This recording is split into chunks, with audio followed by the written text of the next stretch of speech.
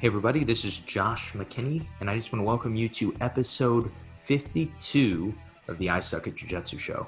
Now, today I have something I'm super excited to talk about, to get more information on, and that is an event coming up in August called Bjj Woodstock. I'm not going to get too much into the event in the intro on what it is. You guys can kind of guess, it is 3 days of peace in Jiu-Jitsu, as it has been put, but I have the founder, the owner, the visionary of Bjj Woodstock on, Jordan Peitzman, and he is going to talk to us a little bit about what that event looks like. Just a little, just like kind of thought on it before we get started. This episode came about. Usually I plan episodes really far in advance. I have somebody that I want to talk to about something specifically. We plan it, and then in a few weeks, the episode comes out. This episode, my friend Danny O'Donnell, who you guys just heard on episode 49, said, hey, are you going to Jujitsu Woodstock? He messaged me this on Wednesday, and I said, no, I don't know what Jujitsu Woodstock is. What does that mean, Danny? And then he gave me kind of a little bit of info on it. He kind of sent me to Jordan, and I said, I need to know more. I really want to know more about this event. This is such a cool idea. And so I messaged Jordan, got plans. This was on a Wednesday. We got the podcast recorded today on Thursday, and it comes out the day that you guys are watching on Friday. So this was really quick, a really quick decision to do, and I'm really happy with how the episode turned out. Jordan's a really cool dude, and I think you guys will really like him and really like the vision that he is kind of going after, the thing that he's trying to push. Also, don't forget, before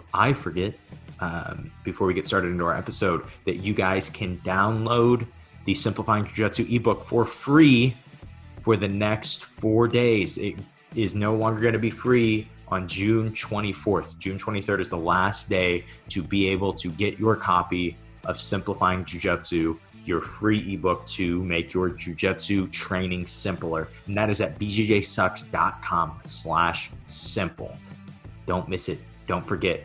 Also, if you didn't check it out, we did that question and answer yesterday. The 3 triangles setups that I told you I would give you guys are out now. If you guys are watching this on Friday, which I assume you are, because you wouldn't have gotten it before. You wouldn't be watching this episode before I came out with it. That would be crazy. But those 2 things you guys can check out. And without further ado, here is the episode.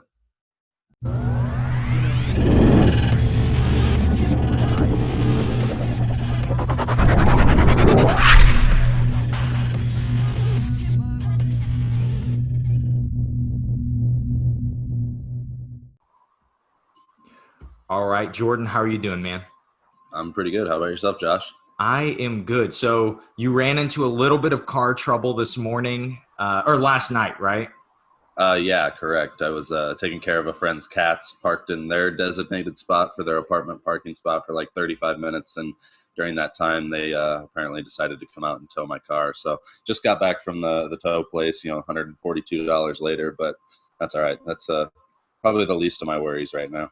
Would that be on top of having to Uber to the tow place also? Luckily, I had my girlfriend stayed here last night, so she went ahead and took me down there this morning. And all right. We got it taken care of. So yeah, no Uber, fortunately. How many cats are you cat sitting? 3 of them. There's 2 that are out and about, and there's 1 that I literally never see. I'm looking at, I think I've seen him like twice in my entire life, all the different times that I've come over to take care of their cats for him. He's a fraidy cat.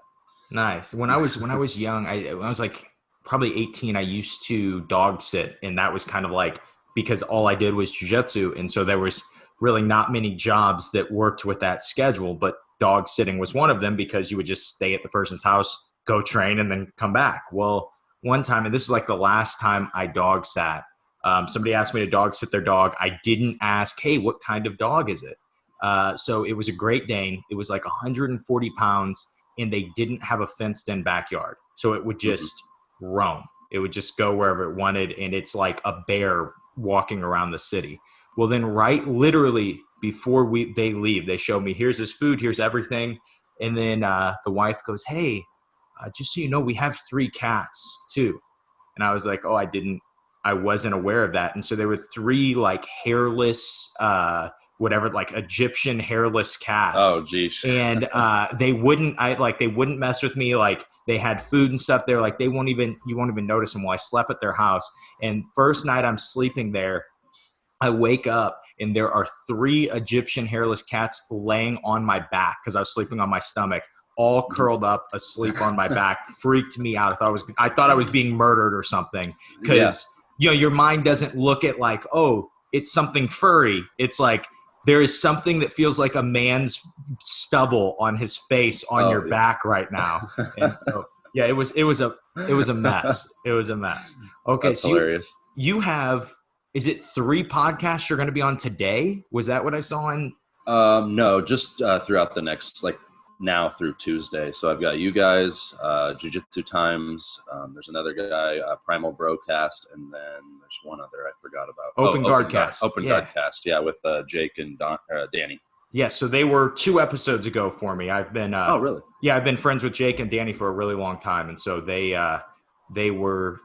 Jake and I actually met because he submitted me at Worlds at Purple Belt, and so we got really deep into that conversation. And he was playing really humble, like, "Oh no, it was a really good match." And I'm like, "Jake, the match was 6 seconds, man. It was not a good match." It's like, "Yeah, but those 6 seconds, you did really well. You know, your hair looked nice." But yeah, It was a mess. I see that Jake has a seminar at an event coming up called Bjj Woodstock. Yes, indeed, he does. He's going to be coming out. He's going to be doing a seminar. He's also going to be leading our commentary team at the beginning of the broadcast. And then we haven't announced it yet, but he will also be competing in one of the higher profile matchups later in the card as well. Ooh. When do you guys think you'll announce it? That'll probably honestly be before the end of the week. I could see it being maybe later today. I'm basically just waiting on a picture for the poster from the other guy. And then once I get that, I'll send that over to my designer and he'll have it to me within an hour, and then we'll be able to announce it. Awesome. So are you allowed to say any of so I guess we'll step back a little bit. So this is Bjj Woodstock is going to be. What is the best way to verbalize that? What is the best way to say what the event as a whole is going to be? And then we can talk more specifically about the super fights. Yeah, absolutely. To boil it down just into a few words, it's going to be 3 days of peace and jiu-jitsu. Woodstock's thing was 3 days of 3 days of peace and music. And so this is going to be 3 days of peace and jiu-jitsu. It's going to be a 3-day festival. Friday night, we'll kick things off with like the official weigh-ins for the pro card. We'll have open workouts that'll be live streamed just like the UFC does and stuff, where it'll be kind of like a fan expo where people can come out and watch people on stage kind of do their thing and warm up and stuff like that. And then that will be followed by a bunch of free live music and dance acts from here in the Des Moines area that'll be showing their stuff, just to kind of give you guys a look into the culture in the city of Des Moines. Because I think a lot of people think of, Des Moines, Iowa as just this, probably this small, primarily white city in the middle of the Midwest. That there's not very much culture and, there's not much going on here. So I want to show to the world that there is a lot more going on here. So that's how we'll kick things off Friday night. Saturday is going to be an open tournament for kids, teens, adults, and masters. That'll be like a round robin, gi and no gi tournament for all those guys. And then Saturday night, we'll do the pro card, which we'll be announcing tons of matchups here in the coming weeks for that. And then Sunday is going to be like an all-day festival. So Jake and a handful of other black belts that'll be competing on the card will be conducting seminars, and at the same time there'll be booths all over the place with people talking about yoga, meditation, mindfulness. There's going to be a sports psychologist there, hypnotist, all kinds of stuff. There's going to be judo seminars, wrestling seminars. So just an all-day event that'll be free for anybody to attend. And then we're going to be creating have a bunch of creative and innovative ways to get those athletes paid, because it is a free event. Yeah, so that is what I think is the coolest and the most interesting thing about this is that it is a free event. Um, what was your mindset? What was your thought process on that, on making this a free event?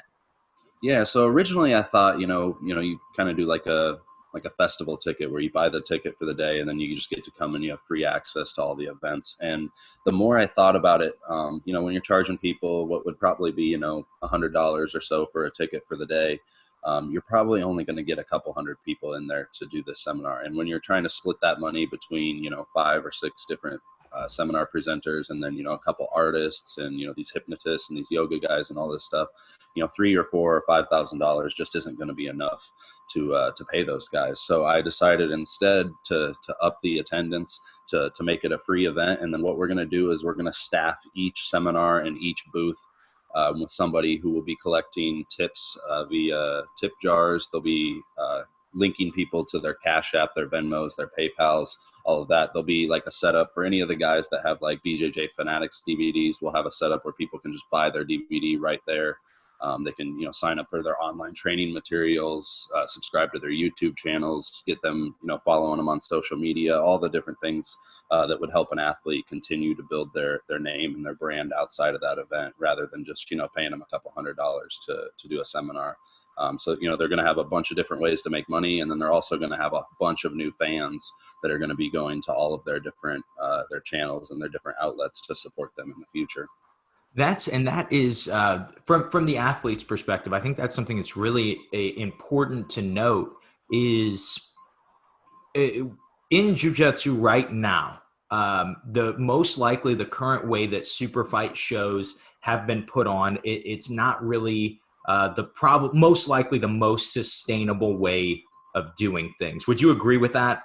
100%. That's the thing that I've examined very heavily throughout, the first 3 or 4 years that I've been promoting jiu-jitsu events, is that you're either abusing the athletes and the sponsors in order to, pay people, or in order to pay yourself, or like guys just aren't getting paid that well, or you're hemorrhaging money from sponsors. You see a lot of like Metamoris and Substars and stuff like that. They hemorrhaged money from sponsors, and then when the event fell through, the athletes didn't get paid. The sponsors didn't really get anything good out of it, because, if you're involved with an event like that and the athletes don't get paid, like, people aren't going to go to your business and support it. They're not, even if it wasn't their, specifically their fault, it just doesn't leave a good name for your business. So I'm working on a completely different model of promotion that's going to basically, for the most part, oh, sorry, my screen went black there for a second. For the most part, will take me out of the equation. I don't want to stand in between the profits, in between athletes and their profits. I want the majority of the money going directly from the consumers to the athletes at my events. And I think in the long term, one, that's going to be a lot more sustainable. And two, I think it's going to allow athletes to make a lot more money, and they don't have to deal with me. They don't have to take a percentage of ticket sales, or, worry about what they're going to get paid for a super fight, because all of that money is going to be going directly from the people who enjoy the events and who want to support the events to the athletes, without me being that middleman. And that is, I think that's really important, because there's so much thought process from the athletes, in my opinion, that is, man, everybody but me is getting paid top dollar to do super fights, and so they want to ask for outrageous amounts of money, and they want to and they kind of look to the promoter a lot of time as this guy he's the one that's making everything, and he's the one that's taking from everybody. But with that format, I think it might also show a lot of the athletes that, hey, people aren't making millions of dollars a show. This isn't the UFC. And and obviously we would love for it to be eventually, but it's not there yet. You know what I mean? And so we do still have to understand. And I mean, you look at in the UFC, some of the lower card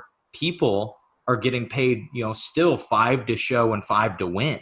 And so, which is insane. That's absolutely insane to get punched in the face on national TV for 10 grand. Like that's absolutely insane. And you're almost like, when you do a super fight, when you do, something like that, you're almost more building a brand than anything. That's like one of the most important, and that's why I love the concept of the Bjj Woodstock. I think that's such a cool thought process, because even if you're not making very much money at all as a seminar host or as a super fight competitor, with the amount of people that you guys are hoping for, you are building your brand a ton, and that opens up huge opportunities for like you said, a BJJ Fanatics DVD or something along those lines. How many people do you hope to get at this event?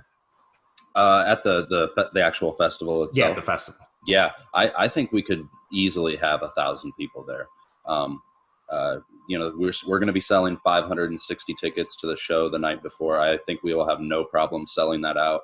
And I think the majority of the people that go to the show that night are going to be like, it's a free event tomorrow. Why would I not go check out these athletes that I just watched kill it on this awesome stage? Like, the venue's beautiful. So I think we're going to get at least as many people that come to the show the night before. Plus, you've got all of the kids and teens and everybody that competed in the day tournament the day before. And then on top of that, I've come in contact and interacted with a bunch of people here in the Des Moines area through the Black Lives Matter movement. A couple weeks back, I had observed that the news stations were doing basically everything they could to avoid the peaceful portions of the protest. They were going live the moment that tear gas was thrown out, when there was 6 hours of peaceful protest before that. So I went out and I started streaming the events, and within 2 nights, we had doubled the views of the local news stations. More people were watching my stream, and actually people all over the world, because it got picked up by a bunch of Twitch streams, than were watching our local news stations, which are supposed to be our mainstream outlet for news and things like that. So by doing that, I've built a giant community of people here in Des Moines who have my back. And a lot of those same artists and people that are involved with the Black Lives Matter movement are also going to be working with the event as well. They're going to be putting on free concerts and things like that. So they're going to be bringing in all of their followings and everything. So I think we will have no problem having anywhere from 800 to 1,000 people at this festival. Man, that is awesome. As soon as I heard about it, I actually heard about it from Danny O'Donnell. He sent me a message, who's one of the hosts of the Open Guard podcast. And he sent me a message and he said, dude, you've got to come out to this. Jake's competing on it. We're commentating. It's going to be awesome. And I think knowing Danny too, he would never send me a message like that unless it's going to be awesome. And then just hearing the concept was super exciting. As soon as, I have kind of a group I'm in St. Louis. I have a group that I train with of all black belts, and we all train together every Monday, Wednesday. So I saw them, hey guys, you guys need to apply to this. And even if you're not on the show, we need to go down. That's going to be fun. And so I think we're going to hopefully bring a bunch of our students out to come and support and have fun with it, man. I think it should be a really, I just love the idea. It's so, for me as a business owner and somebody who's pretty business minded, it is such an interesting concept to look at what everybody else is doing right now that isn't working, but everybody else is still doing it. Or I wouldn't say isn't working, but isn't sustainable. And seeing everybody else and saying, well, if it's not sustainable, maybe we should try to find something else. And I think that is, could be something that is looked back upon even 5 years from now as, dude, this is what changed professional jiu-jitsu. This is what made things different. And so that's what, you've got to, and for the people listening, I think it's important when you see something like that to try to support it and try to be a part of it. Right. Yeah. Because, even if you're a blue belt listening and you're saying, man, I want to be professional one day, things like this are going to be so important for when you're a brown or a black belt and you are at that level, that new things are coming out and new things are being innovated. Okay. So I, just shifting a little bit off of the event and a little more towards you, I know that like leg locks and Kimura, Jordan Jitsu doesn't work. I know that is the tagline. But, I'm listening to a few of your podcast episodes, which I actually really enjoyed, so if you guys haven't heard, it is called, the name of the podcast is Jordan Jitsu Doesn't Work, correct? Correct. Yep. Okay. So, man, the first one I listened to was your episode with Matt Kaplan. That was, man, he talked a million miles an hour, but it was excellent. I absolutely loved the episode. But Nice. it got me curious. What do you do for a living, Jordan? Are you full-time promoter, or what is kind of your what are kind of you do? So yeah, that's kind of the part of the joke of the podcast, because I don't have a conventional job where I go in and punch a clock for 8 hours a day or anything like that. I basically am trying to get paid 10 to 12 ways every day, every week, and just anything that I can do to avoid an actual job and to fill my life with things that I'm passionate about. That's what I do. So, like I said, taking care of friends' pets. We have a huge community of people at the gym who take vacations and they need their pets and their houses looked after. So I'm doing that constantly. I do like freelance graphic design, logos, flyers, posters, things like that. And help out a lot of local businesses. I run social media accounts for a number of my friends' businesses, and they pay me to do that. I post for them every day, interact with their following, answer their messages, things like that. I teach Jujitsu. I teach kids classes, all the kids classes at my gym, No Coast Brazilian Jiu-Jitsu here in Des Moines, or Urbandale specifically. And then I also teach a couple adult classes a week. I get people signed up for the gym, so that's another way that I get paid. Promoting.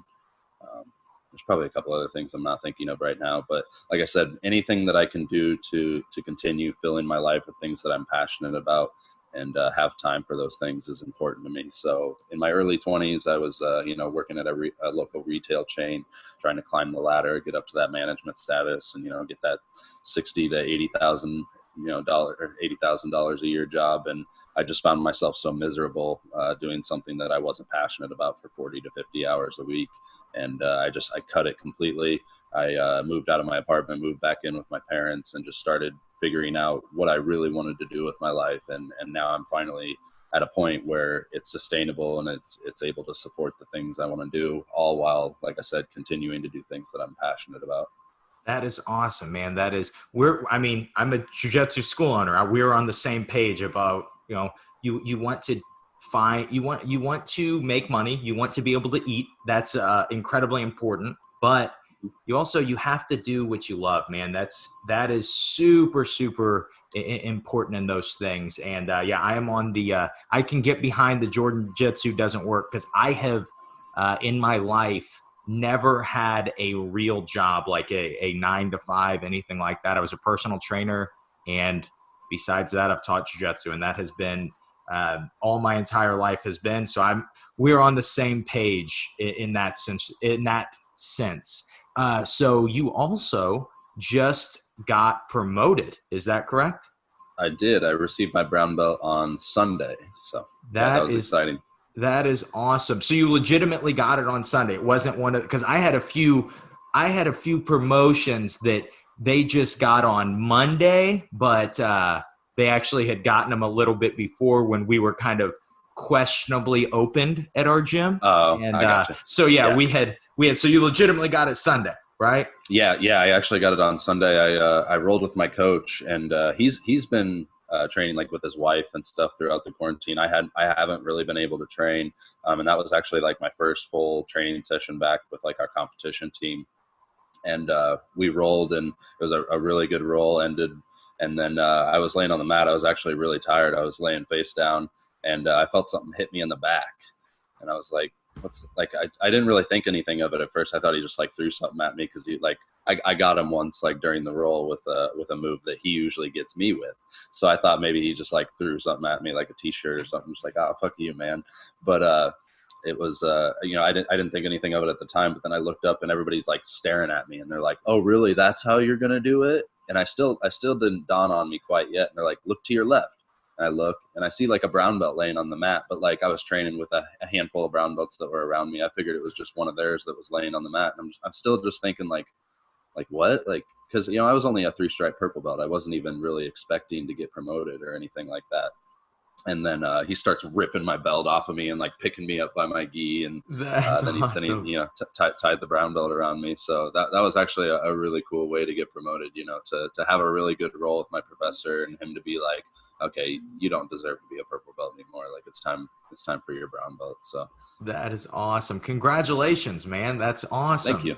Do Thank you you. have what are your hopes, goals, thoughts about brown belt? What's kind of going through your head as you were a fresh brown belt? It's just really weird, to be honest. Like it doesn't, it seems like it was just yesterday that like I walked into the gym for my first class and like, I'm rolling with like UFC vets like Josh Neer and stuff and getting my butt kicked. And then it's like all of a sudden, a few years fast forward and all of a sudden I'm a brown belt. So it's really, it's a little bit surreal and, um, how do I want to state this?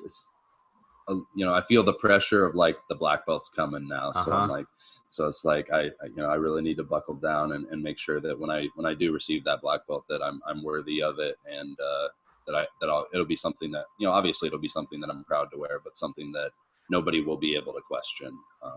So yeah. It's an interesting thing. Brown belt is like diet black belt. You know what I mean? Yep. It's very interesting because I mean it's not uncommon. We saw last weekend Mourinho just won a huge event, beat a lot of black belts, and he's still a brown belt. And Hmm. so I think you see that a lot in jiu-jitsu, and it's very interesting to kind of to kind of just it's night and day though, basically. So when you, for example, I got my black belt like 2 years ago, and Hmm. I mean I had a school as a brown belt, but I mean I couldn't really promote people. I was promoting people through my coach, and then all of a sudden one Sunday I get my black belt, and now I can give people blue belts and I Hmm. can promote my students. And so it was really interesting to kind of get to do that. And it's a really interesting feeling to just get, because I mean, as a brown belt, generally you're like a black belt, but Hmm. it's just your belt color just doesn't go with anything right now. But in a few year or two, it's going to, and so it's kind of the like the weirdest belt, I guess, because you're knowledgeable enough. It wouldn't be, no one would question it if you opened a school. No one would question a brown belt if they are running an academy, or if they beat a black belt. No one would question it. But Yep. you're not officially. They haven't put it on you yet. How long have you been training? It's coming up on it's 6.5, about 7 years. It'll be 7 years in November. Why did you start training jiu-jitsu? So originally, I was getting into martial arts. I thought I wanted to be a UFC fighter. I was a huge fan of the UFC. I was always infatuated with jujitsu in high school, like with the submission side of things. And I was originally going to start training about the time I was 18, but I just got cold feet about it and just, didn't end up going in. And then about the time I was 21, a friend of mine had been doing Muay Thai for a couple months, and he's like, "Hey, you should come in, check out Muay Thai, see how you like it or whatever." And I was like, "Okay." So I went in, and the first practice, the coach was like having me try to do like a 20 punch combo, and I'm like, "Can you like show me how to throw a jab or like Uh-huh. like a right cross? Like I kind of want to learn whatever." He's like, "Well, that's not how we're doing things today." And I just kind of realized like maybe I don't necessarily want to work with this coach or maybe this isn't something I want to do. And I looked over at the other side of the mats and there was the jujitsu going on and it looked like everybody was having like a really good time. It kind of reminded me of wrestling. I wrestled throughout middle school and high school. So grappling was always something that obviously I was passionate about and that interested me. So I tried one jujitsu class and like I mean I was hooked day one. Like lining up at the end of the class, like sweat dripping down my face, biggest smile I'd ever felt. Like it was like one of the highest highs I think I've ever felt. Doing a sport or doing a training. I really missed like that grind and the challenge that wrestling provided. The really hot wrestling rooms and just sweating your ass off, 10 or 12 pounds of water coming out of you in a 2 hour period. And I wanted to get back into something that gave me that same feeling again. So jumped right into jujitsu with both feet, and I can't say I've really ever looked back since. I've never thought about quitting. I've never thought about doing anything else, and it's something I've been super passionate about. That's awesome. So would you say, you mentioned that you wrestled in high school, and obviously you live in Iowa, which Hmm. people wrestle in Iowa sometimes. Occasionally. That is something that happens in Iowa every once in a while. But would you say that there is a heavy wrestling influence on the jiu-jitsu in Iowa? Yeah, there is, just because a lot of the people that do get into jiu-jitsu have like a wrestling background, and so it's a lot of takedowns, top control, guard passing, things like that. Things that are easy to teach to wrestlers, head and arm chokes, things that they already basically understand before they get into jiu-jitsu, and then just trying to complement jiu-jitsu around their wrestling game, and that's something that even though in the beginning years I did pull a lot of guard, and people would make fun of me for it because they're like, you're a wrestler, why are you pulling guard and stuff like that. But it's definitely made its way into my game now, where I'm more oriented in top pressure and takedowns and top control.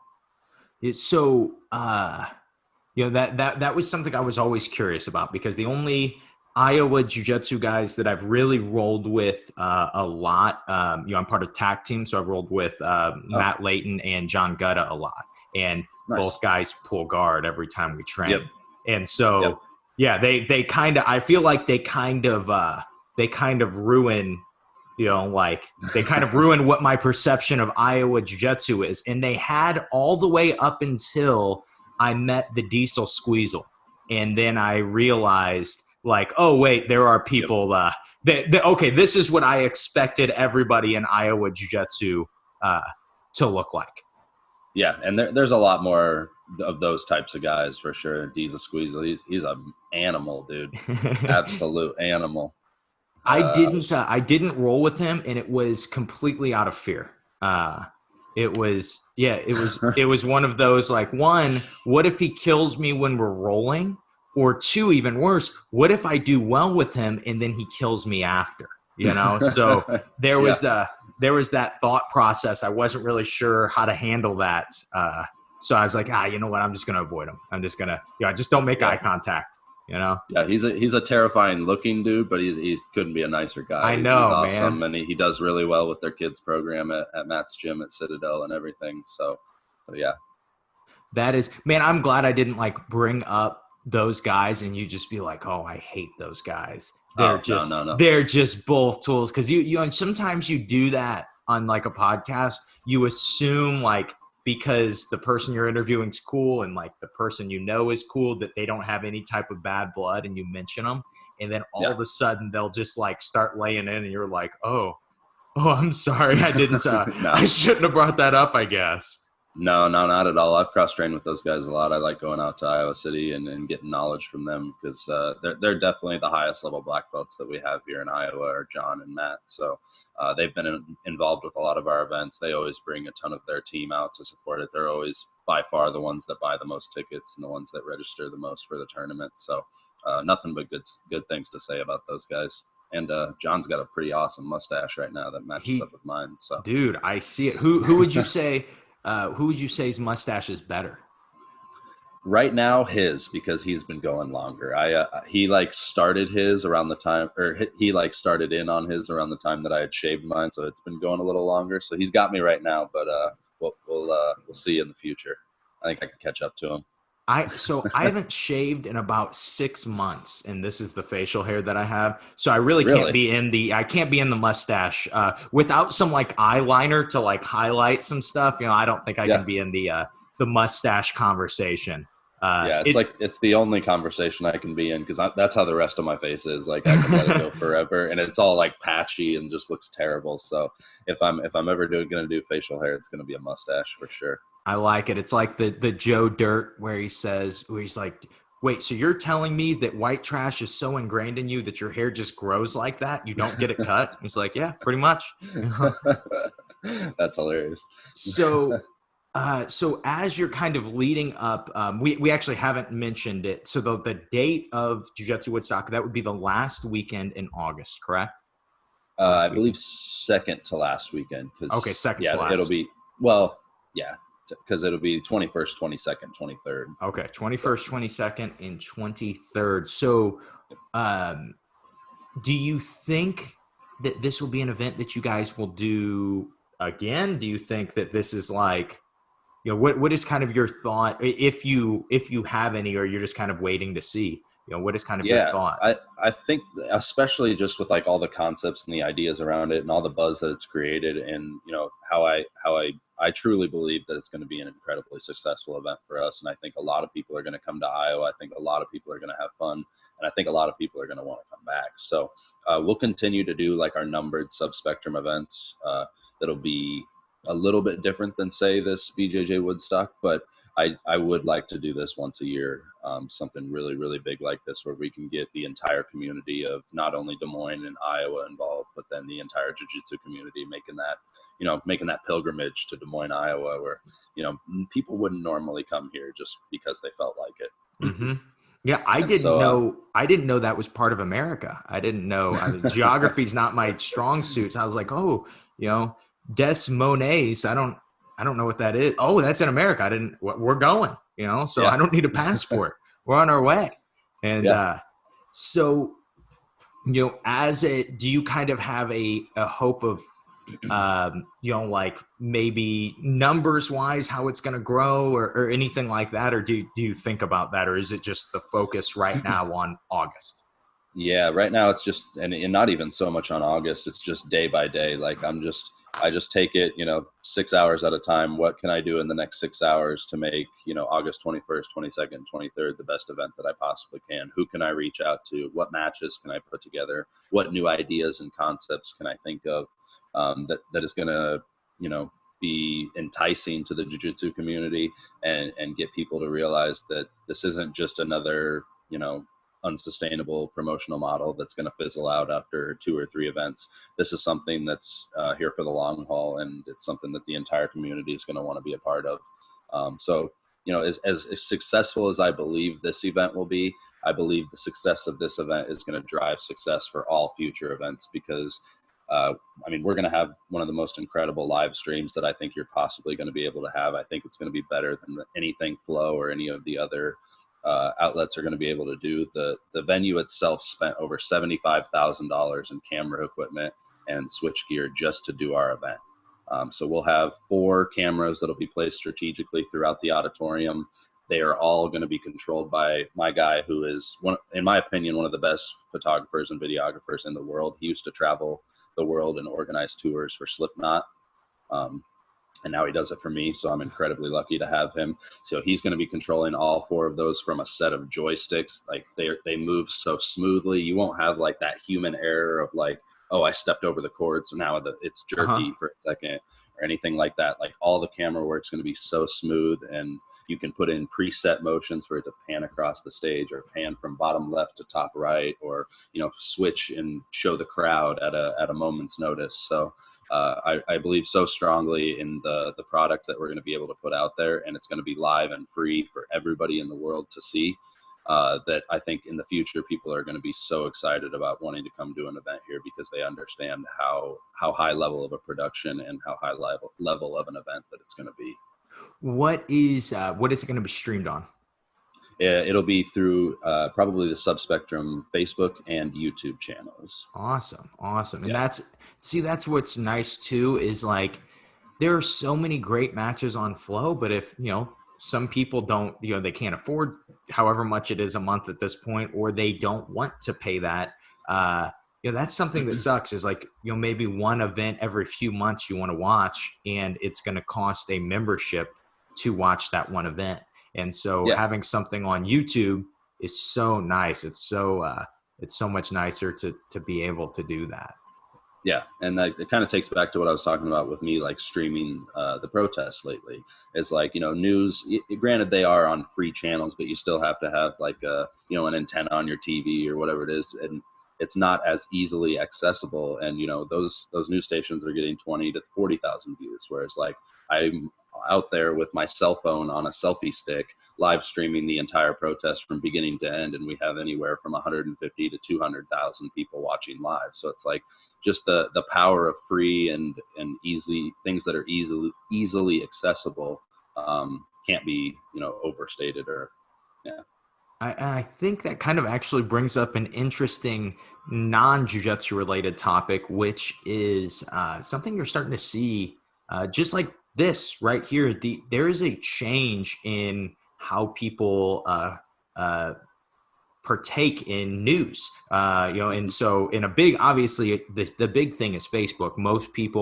Most news that they get is on Facebook. I couldn't tell you when the last time I've actually sat down and turned on the TV and watched the news. I don't even know if my TV has news channels on it, to be totally honest. I've never have tried. I couldn't tell you. And so it's really it's kind of bringing up, there's a big shift, and we're probably going to look back on it. It's slow, but we're probably going to look back on it 10 years from now and say like, oh yeah, what podcast do you get your news from, or what Facebook page do you follow to get news from? Because it's not going to be most likely, it's not going to be the way it is now. It's kind of an interesting thought, is trying to be as ahead of the curve as possible. Most people now, that are 25-year-old, 26-year-old males get their news from Joe Rogan, Yeah.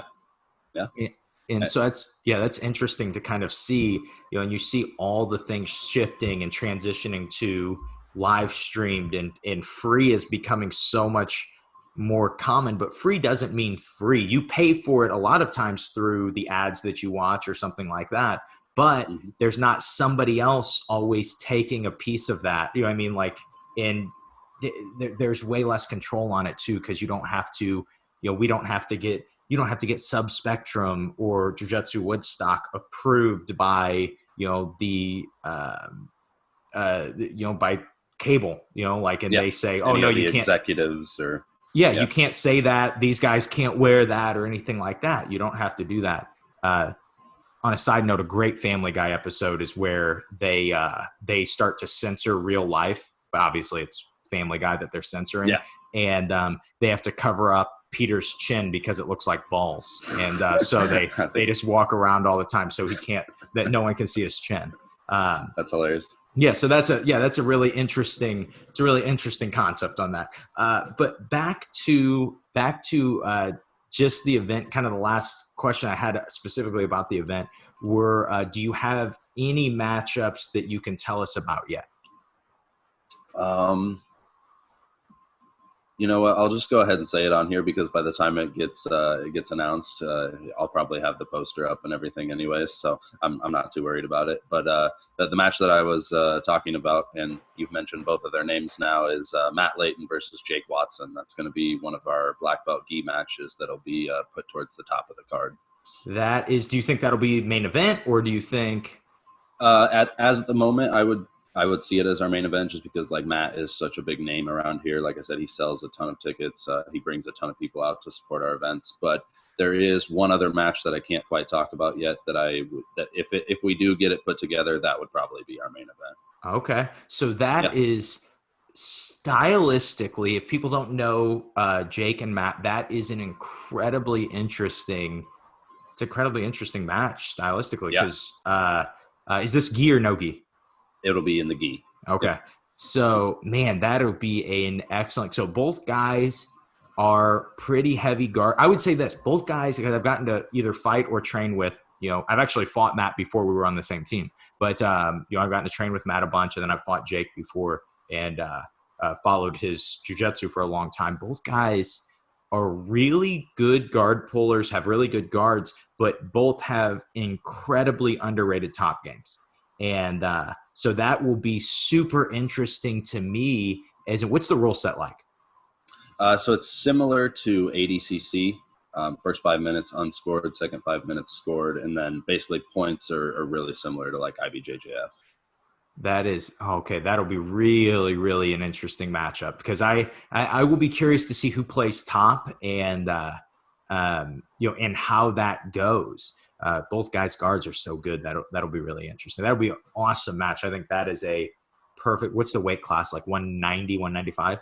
195, yeah. I think Jake said he's walking about 190 right now. Matt said he's about 195, so they just settled on 195 because I think Jake was talking. He's getting with a nutritionist and trying to put on some weight after he gets finished with Third Coast Grappling. He said he's going to take some time off between now and that match to kind of build some strength and refine his skills and get ready for that match, because he's definitely excited about it too. Yeah, man, that'll be. I don't think, have those guys ever fought before? Do you know? They have not, no. I think Jake actually didn't even know who Matt Leighton was when I first approached him about it. Really? He had reached out to me and said, I'd love to do a match. And I was like, I know exactly who I want you to go against. Like, the weight class, the belt, like stylistically, it's perfect. And I had mentioned him. He's like, I have no clue who that is, but I'll take it. And then I sent him Matt's BJJ Heroes page, and he's like, 1000% I'll take it. Yeah, So that's I sent a message over to Matt, and he's like, I love Jake and what he's been doing. I'm a big fan of the way he conducts himself and who he is as a grappler. They both love the gi, they both hate heel hooks, so it's gonna be it's perfect in that sense. Both super nice guys, so I'm excited for that one. That will be an excellent match. That's interesting that he hadn't heard. I guess Matt is very big in the Midwest Jiu-Jitsu. I think that is probably and he did win worlds as a brown belt in no-gi, and so that he's legitimately obviously super good. But yeah, that's really interesting that he hadn't heard of Matt. That'll be a really exciting matchup. Should be fun to watch. And that kind of presents like a good challenge for me as a promoter, because I think Matt's a super high level competitor that a lot of people should know about. So if there are people outside the Midwest that don't know who he is, I think after this match and after this event, there's going to be a lot more people that do know his name, and a lot more people following his stuff. Yeah, and he's quiet on social media. He doesn't do any smack talking, or he doesn't push himself out there that much. He just he competes hard. He trains hard. He obviously runs a really great school and has a ton of really high level students. So yeah. He is incredibly quiet on social media too. He is because I think of this because I'm like almost 60 episodes into my show, and Matt is probably one of the best guys that I've ever trained with, and I've never had the thought of interviewing Matt. That has never been on my thought, because I just never see him on social media, and so that is kind of the that's kind of that'll be super interesting. I think that is a really exciting match. Okay, so before we wrap things up, we always like to finish with the same question on the show. Okay. So, so the scenario is this: I am at a Jordan Jitsu Doesn't Work seminar. Okay. I am a white belt, and you show some awesome, cool, super secret stuff. And then at the end of the seminar, I raise my hand during question and answer, and I say, Jordan, I suck at jiu-jitsu. How do I suck less at jiu-jitsu? So, did you follow any of my content during quarantine? Yeah. So I would tell you to get a chair and start drilling with your chair. It sounds like the craziest thing ever, but if you do not have a training partner at home, grab a chair. You would be amazed at the number of techniques that you can perform on a chair with a gi on it and have it actually work as far as like disrupting the base of the chair. Like I swear I got better at sweeps by drilling on a chair, because a chair does have a really good base, right? A very structural base with 4 legs that allows it to stand up straight and not be swept. So you actually have to like think about technically what you would have to do to break the structure of those legs in order to just unbalance the opponent and complete the sweep. So I would tell them, get a chair if you want to suck less at jiu-jitsu and drill with it. I absolutely loved it. I love usually the answers are not unique. Usually people are like, oh, just show up. You know what I mean? Just show up. And that's like generally, and yeah, we all know that, but we want something different. We want to know some other way to not suck. I love the get a chair idea. So could I use a bar stool, or does it gotta be like a kitchen chair? Bar stools work too. They're actually, that's gonna show you what like a lankier person's gonna be like. A lot of the leg lock chair videos I did on a bar stool, and I would put the rash guard over the chair, so that was my no gi training partner, and then my chair was my my gi training partner.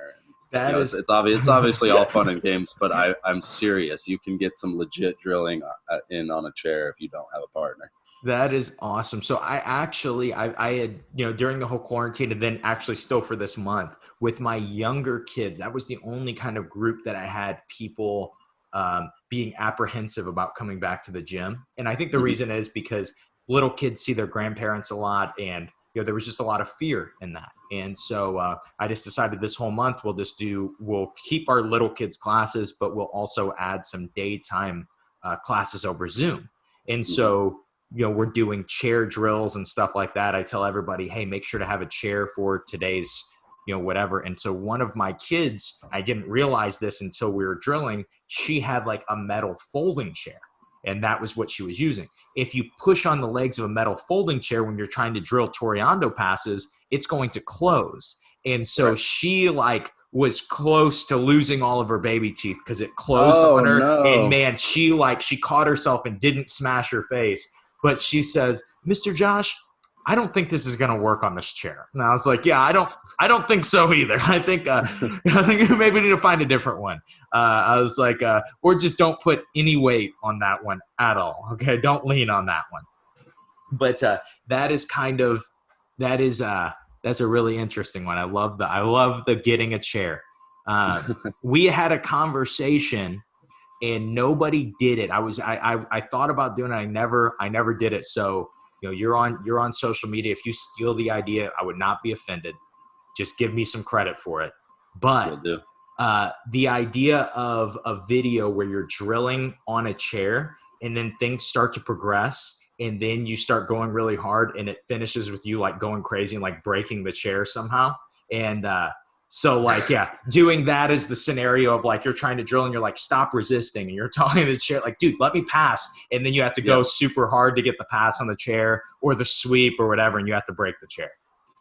Yeah, and then it's funny that you say that because like towards the end, there are only so many videos you can make or so many techniques that you can perform on a chair. So then I started getting like pro wrestling with it where I was like rock bottoming it and I was doing like front flips off my couch onto the chair. And like I even did one where it was all outside and it was basically like a fight between me and the chair and I'm like jumping off my shed onto it. And in the end, awesome. In the end, it did break. So yeah, if you haven't seen that one, I have not checked that one out. I will have to look up that one.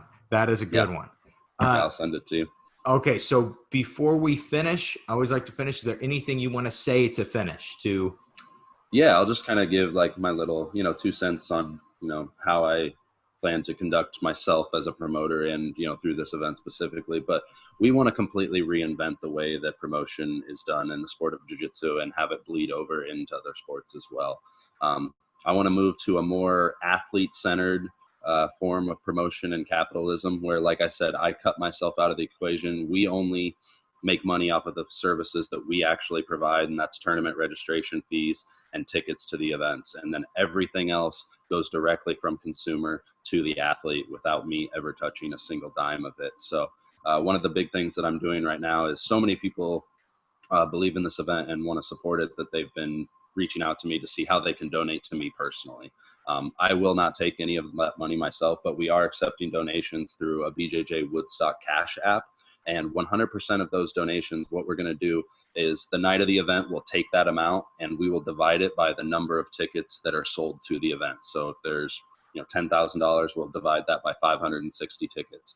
And what that does is it's going to give everybody who buys a ticket a form of democracy dollars. It's an idea that Andrew Yang was pushing throughout his political campaign. So that $10,000 is divided by 560, and that's going to give, what's the math right off the top of my head? I can't think of it. It's like almost, what is that? That's almost $20 a person, right? No, not 20, almost. I don't know, dude. I'm not I teach. Yeah, yep. So yeah, if there's $10,000, we divide it by all the tickets, that's $17. And so each, that money won't be given to the person per se, but they'll be able to virtually donate that $17 to the athlete of their choice on the card. So we're taking 100% of the donations collected through that link, divided them by the number of tickets that we're selling, giving everybody who buys a ticket those virtual dollars that they can then donate to the athlete of their choice. And, if you bring 40 people out, take that times, the $17 or whatever it is, that's an extra $700 in the pocket of the athlete that's going to, obviously go towards helping them, make the trip and do things in their lives on a regular daily basis. So that's, like I said, that's a big thing I want to do is create as many streams of revenue that allow the money to go directly from the consumer to the athlete, and I never even have to touch it. So that is awesome. If you guys want to, so if you guys want to check that out, I probably butchered the explanation a little bit, but if you guys want to check out subspectrumbjj.com/donate, there's a really good written written version of what I just said that'll explain exactly what we're doing with that money and how it'll go all to the athletes. So we've already raised almost $1,000 through that, and I expect that to probably quadruple, even more than that, by the time the event rolls around. And then we're going to have some extra money to distribute to the athletes based on each ticket holder's preference, and they're going to be able to donate to not only the athletes but artists that'll be performing on the show, people that are doing the seminars, things like that, so that they can, like I said, it's democracy dollars, and it's use it or lose it, and you get to give it to the person of your choice. It's something that I'm really, really excited about, and I think the athletes are going to be excited about it too. That is awesome, man. That's really cool. I will make sure to put that link in the show notes so people will have that option to just click, and they don't have to worry about typing too much stuff in. And so, yep, we can get that. And that is pretty much all I have for you, man. Thank you for being on the show. Thank you for all that you're doing for the community. And hopefully we can, we can have you on in the future where we're talking about how Bjj Woodstock changed everything in jiu-jitsu. And, and we can talk about it then when and you have your black belt around your waist and everybody knows that you changed everything. That would be awesome. I'm very much looking forward to that conversation because it's going to be something that happens. All right. And that is the interview. That's what we have for you guys today. I hope you guys enjoyed it. I really, really hope that you guys will check out the event. I know you may not live close to Des Moines, Iowa, so maybe it doesn't make sense for you to check out. But I think that this could be something really cool. This is something that this could really change things for a lot of jiu-jitsu athletes. So I think it's important, though, that we support it. I really, really believe in this kind of thought process. I think that is such an interesting idea that most people nobody's ever done anything like this to my knowledge. The closest thing is kind of like the Arnold's used to be, the Arnold's for jiu-jitsu used to be a really cool event.